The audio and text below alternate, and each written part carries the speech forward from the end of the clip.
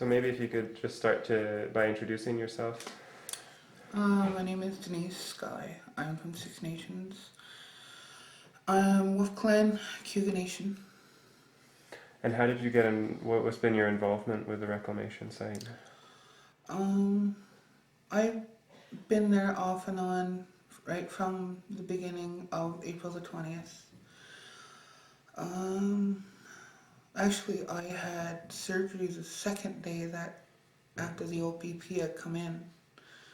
And after my surgery, I went back to the site and I started pretty much working at the barricades at what they called 6 South, which is the bypass.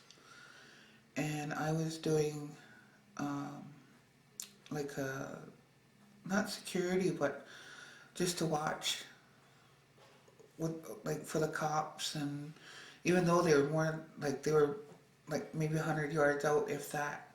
But it wasn't just me, there was me, my brother-in-law, and his family, but sometimes they couldn't make it. So I would go in and I was there for about 3 months solid, night after night after night.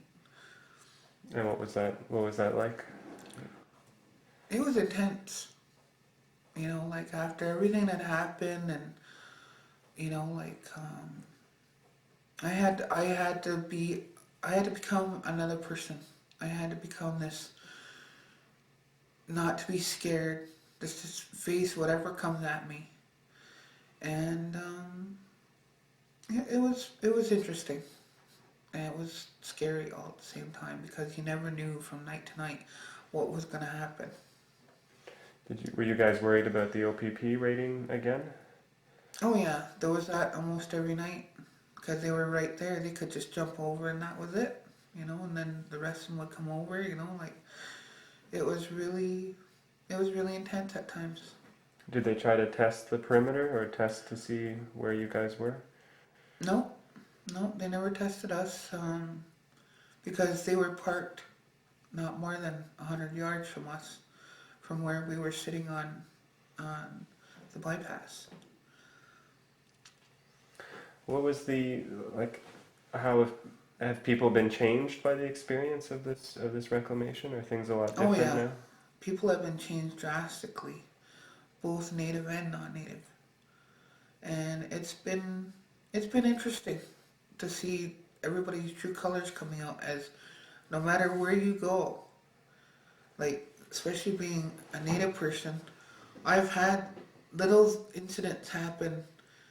Going to see friends out in Jarvis, I've had incidents where I go to the store and I'd be walking back to my friend's place and you could hear people singing the national anthem and, you know, tell them, oh, go back to your reserve and, oh, you don't deserve to be here. And just things like that. And a couple times I just said, you know what, I'm right here. Do what you have to do. You want to solve the problem, I'm right here. But I'm not going to back down to you. I'm not going to cower down to you.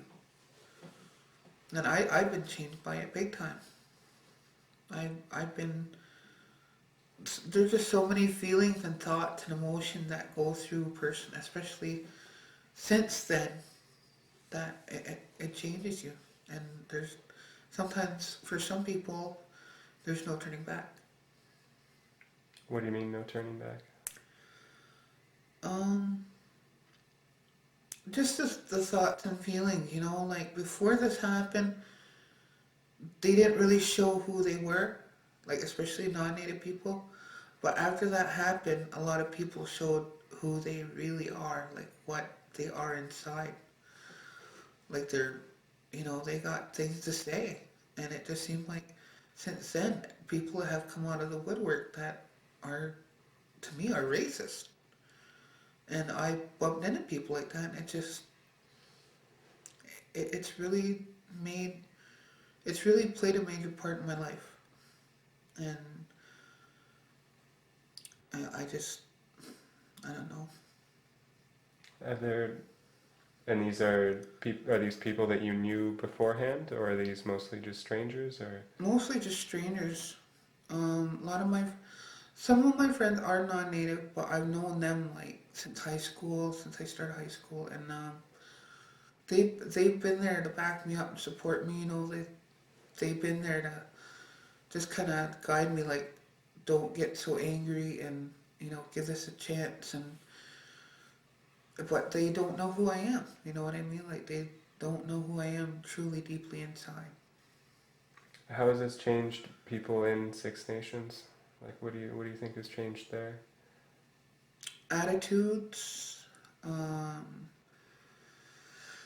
I guess just to be honest, it's you have to look out for yourself. Like you are your own person, and that um, we are the ones that are here, and we're not about to leave. Whether they want the army to come back in, they want this, they want. They're not gonna knock us down. Has it made the community stronger, would you say, or has it made it more divided? No, I believe since then it's brought Six Nations a lot closer, and it's brought other Native communities together. Because since then, there's been a chain reaction of other Native communities across the province that have started doing things for themselves and not being silent. What are some examples from within Six Nations that you've seen that people have come together? Mm, I can't really answer that. That's a quite a hard question, actually. Would you say that's the case when were you at the site when, say, Gary McHale came to Yep. protest? Yes, I was. I was there. Those always seemed that there were a lot of people from Six Nations that Oh came yeah, out. a lot of people from Six Nations. We seemed like every time something happened, the whole reserve came together and just said, like to show people that, okay, you can do what you want, but we're always gonna be together. It's just like they say, like, um, together we stand and divided we fall. You can, we're gonna stand together. There's nobody's gonna knock us down, no matter what.